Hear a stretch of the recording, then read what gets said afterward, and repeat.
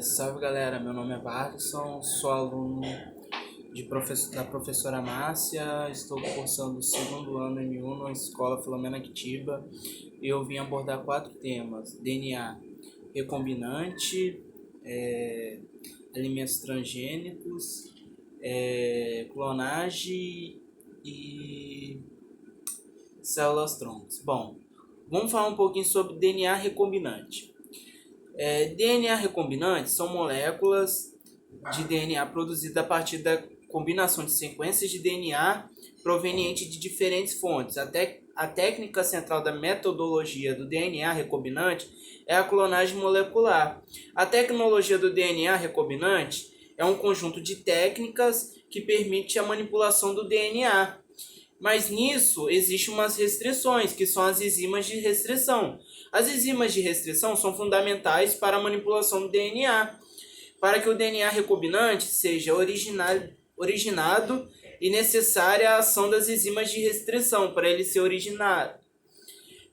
Denominadas de endonucleases de restrição, endo vem do termo ele mesmo cria, sabe? Ele está criando para essas restrições dele. São enzimas bacterianas que reconhecem as sequências de pares, de bases específicas na molécula de DNA e as cortam nesses pontos. Podemos dizer que são tesouras moleculares, como eu tinha dito, eles mesmos produzem isso, essa fase. Como o DNA recombinante é produzido? Como ele é produzido? A obtenção do DNA recombinante baseia-se na tecnologia de clonagem molecular. O processo pode ser resumido do seguinte modo: o primeiro passo é isolamento fragmentado de DNA que contém o gene de interesse. Lembra-se que cada gene origina uma proteína. O gene de interesse, agora isolado, é colocado em meio como um fragmento de DNA bacteriano circular, o plasmídio e as enzimas de restrição. O plasmídio bacteriano possui sua capacidade de inserir um fragmento de DNA externo ao seu próprio genoma. As enzimas de restrição vão cortar uma determinada região do plasmídio, onde será ligada ao fragmento do DNA de interesse. No caso, essa parte que vai ser cortada vai fazer vínculo à ligação com outras moléculas ou DNA de interesse. O DNA de interesse. A tecnologia do DNA recombinante e as suas aplicações, contribuição para estudos genômicos, transgênicos, produções de medicamentos e enzimas, produção de diversas proteínas como hormônio de crescimento e a insulina, criação de vacina sintética. Agora vamos falar um pouco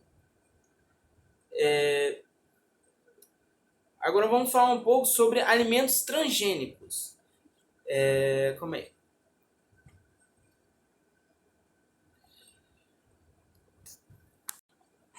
O que são alimentos transgênicos? Os transgênicos são alimentos modificados geneticamente com uma alteração de código genético, ou seja, quando são inseridos no organismo genes provenientes de outro, esse procedimento pode ser feito até mesmo entre organismos de espécies diferentes, inserção de um gene de um vírus em uma planta, por exemplo, e realizado com plantas, animais e micro-organismos. Quais os riscos para a agricultura? As espécies transgênicas são protegidas por patentes. O que significa isso? Que o agricultor decide utilizá-las deverá pagar royalties para a empresa detectora da tecnologia. No caso, ele vai ter que pagar mais imposto por estar usando alimentos, a forma transgênica. Quais os riscos para a saúde? São vários e graves riscos potenciais, tendo os cientistas apontados como principais deles: o aumento das alergias, o aumento da resistência aos antibióticos, o aumento das substâncias tóxicas e a maior quantidade de resíduos de agrotóxicos. E quais são os riscos para o meio ambiente? Os perigos que os transgênicos podem oferecer ao meio ambiente são muita inserção de genes e resistência agrotóxica a certos produtos. Transgênicos faz com que as pragas, as ervas daninhas, inimigas naturais desenvolvam a mesma resistência, tornando-se super pragas e super ervas. No caso, por causa do eles vão ficar fortes por causa dos alimentos transgênicos.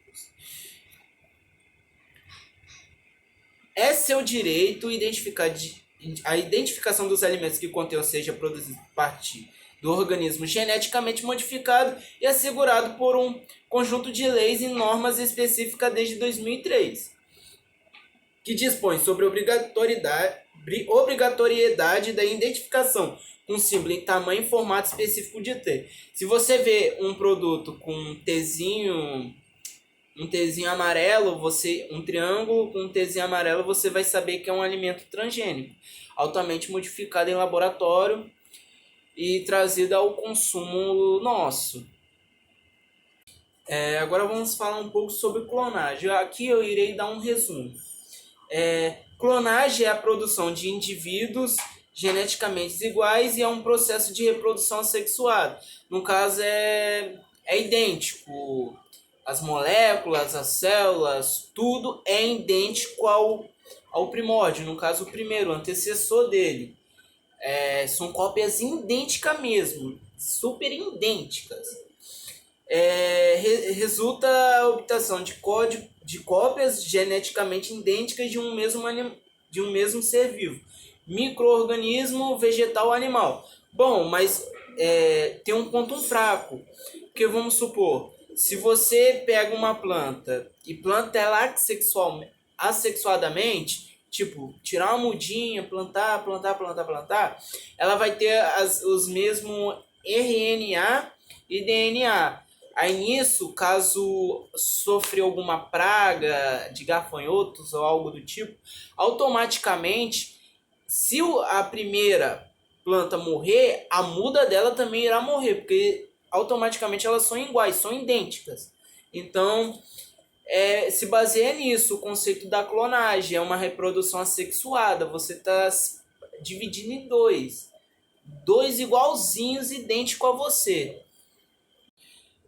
As células-troncos são células capazes de autorrenovação e diferenciação em muitas categorias de células. Elas também podem se dividir e se transformar em outros tipos de células. Além disso, as células-troncos podem ser programadas para desenvolvimento, funções específicas, tendo em vista que ainda não possuem uma especialização. Basicamente, as células-tronco podem se autorreplicar, no caso, tipo, se dividir, ou seja, se duplicar gerando outra célula-tronco, ou ainda se transformando em outros tipos de células. Tipos de células-tronco. Existem 3 principais tipos de células-troncos. As embrionárias e as adultas, que são encontradas principalmente na medula óssea, no cordão umbilical, oriundas de fontes naturais, e as pluripotentes induzidas, que foram obtidas por cientistas em laboratórios em 2007. Células-troncos embrionárias. As células pluripotentes ou embrionárias são assim chamadas por possuir capacidade de se transformar em qualquer tipo de célula adulta, e elas são encontradas no embrião apenas quando se encontra no estágio de blastocisto, há 4 a 5 dias por fecundações. Na figura